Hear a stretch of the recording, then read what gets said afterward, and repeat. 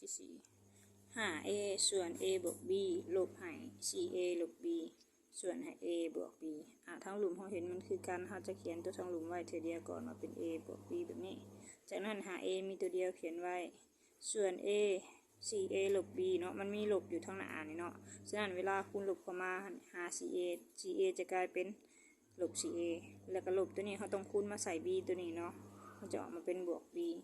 หลายคนเห็ดผิดเนาะหลายเถื่อคำถามตัวนี้นะมันเป็นเครื่องหมายลบเนี่ยเวลาเอามารวมกับตัวนี้ใส่เครื่องหมายลบให้แต่4แต่ b เพิ่นยังเป็นลบคือกับตัวนี้คำตอบมันบ่ถือเนาะลบตัวนี้มันสามารถคูณให้ a แล้วก็ลบนี่คูณให้ลบ b ได้เด้อมันจะกลายมาเป็นแบบนี้ b เป็นลบเนาะหลังจากนั้นเอาตัวที่มี a มาไล่นำกันตัวที่มี a มันหา a กับ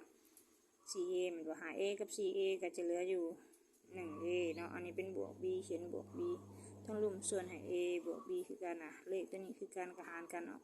1ก็จะเป็นแบบนี้